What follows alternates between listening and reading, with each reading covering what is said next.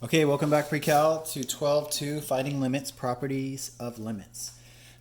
So we left off last time with 12.1, talking about the notation of limits and just familiarizing yourself with the pieces of a limit, what's going on with limits in general. So now we're actually going to work more specific problems. This should be good if you're someone who enjoys a bit more function, like where we get to actually see how this works. So they're going to play out a few different things. So a limit as a sum, a difference, and a product, and then as a polynomial, and then as a power of a root, and then a limit of a quotient. So this shouldn't be too long. This will be brief, and it's not too complicated. So just follow along, and it all makes sense. So again, they give us the same thing we worked on last section. They cancel the 7. They say the function is x, and there's a hole at 7. So just like normal. And they're just describing this guy, right? Nothing new here at all. So f of x looks like this. There's our hole. G of x is the result after we cancel it, right? It's the exact same thing, but it doesn't have that hole. It's the exact same thing. Okay. Let's see. So they ask the question, what is the limit of f of x and what is the limit of g of x? Both as x goes to 7. So now the idea is, as it goes to 7 here, let's take a look. It's kind of interesting. Let's play this out. Yeah, x equals 7. This is kind of funny. I think this little node is off. It's more over 6. But anyway, it's not important.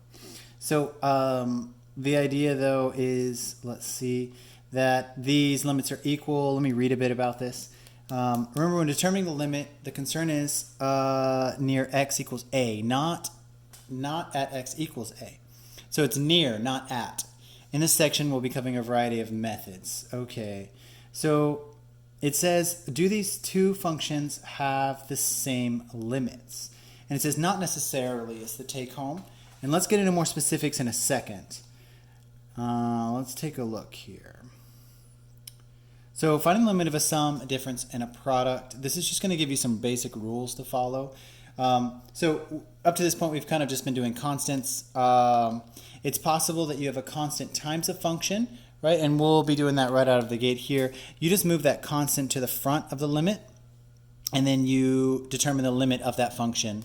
And then afterwards, you just multiply that function times whatever the output is. The sum of functions, you just separate them into two limits, add those two outputs. The difference, separate into two, find the difference between them. Product, quotient, which means division. Functions raised to an exponent. This is a really interesting one. We'll go over that specifically, square roots and polynomial functions. Okay, so we'll go through each of these cases individually. They just want to kind of show you what's coming. So example 1, it says evaluate the limit of 2x plus 5 as x goes to 3. So we're going to look to the left of 3 and to the right of 3, right? So first, and I'll just walk this out because there isn't much to this, we separate this into two pieces, right? So this would be an example of sums of functions. Cool. So we're summing these two limits together, basically. So first, we're going to find the limit of 2x, and then we're going to find the limit of 5. So because the 2 is just a constant, we can move it to the front. Interesting. And we can say 2 times the limit of x plus the limit of 5. And then all we do is plug those values in, and we get 2 times 3 plus 5. Cool. And the answer is 11. So now that output here of 3 and 5 is what the limit is, if you solve this limit. So if you said the limit of x as x goes to 3, it would be 3. And the same here. The limit of 5 as x goes to 3 would be 5. All right. So, which is just a constant value. All right. Let's play around with another one. So now they say evaluate the limit of 5 times x squared. See if I can do this where it doesn't give it away too badly. So what could we do here? We could move the 5 to the front, and we could say 5, and we could say the limit is x goes to 3 of x squared. Cool. And this is just like before. Then we could say what? We could plug this value in, right? We would say as x goes to 3, so then we could say 5 times 3 squared, right? Which is 9 times 5, 45. Let's see how we did. Let me get this out of the way. So the first move was substituting it in. Yeah, perfect. So it is a constant times the function of the property. We move that 5 to the front. A function raised to the exponential property, which means just input that value in for x, square it, multiply. Okay, example 3. This is just a very long polynomial. So we break this up into 3 different pieces. See if I can actually get some space to write this out. Good. Okay, this is actually perfect. This is what I was hoping for. If I can not ruin this. Okay, so let's do it like this. Let's go. Let's say, let's say the limit as x goes to 5 of 2x cubed minus 3x plus 1. Cool, so this is 3 different terms, so we'll just find the limit of each. So I'll rewrite this as 2 limit as x goes to 5 of x cubed minus 3 times the limit as x goes to 5 of x plus this constant, just the limit of 1 as x goes to 5. Okay, so this is each of those previous pieces we had just been practicing. Let's just figure this out real fast. This is going to be 2 times 5 cubed minus 3 times 5 plus 1. All right, just followed all the manipulations we did in the last couple examples. 5 cubed is what? 25 times 5, 125 times 2, 250 minus 15 plus 1. 250 minus 15 is 235, 236. Okay, let's see how we did. Yeah, 236. There you go.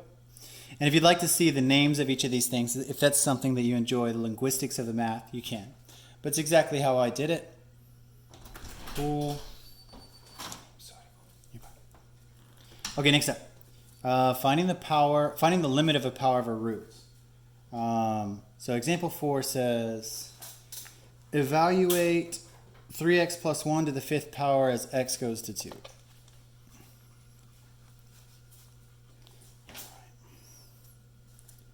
So let's find the limit of 3x plus 1 to the 5th power as x goes to 2.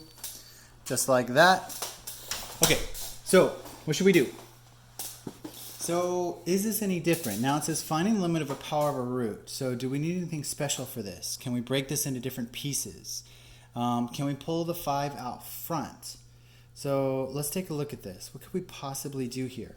So we could just input the 2 in, right? So we could solve it like it was a 2 in for this piece, which looks like what they did exactly. So this would just be 3 times 2 plus 1 to the 5th power. It's a reasonable guess. It looks like that's what they did as well. So we're checking for it as it approaches 2, which means this would be 6 plus 1, 7 to the 5th power. I'll just leave it as it is there. Cool. 16,807. All right, these aren't too bad. Okay, evaluate a limit of a quotient by factoring. Okay, so this is getting more complicated. Scooch this back over. All right.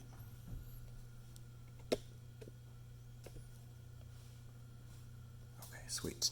Okay, so this next one says, find the limit of x squared minus 6x plus 8 over x minus 2 as x goes to 2.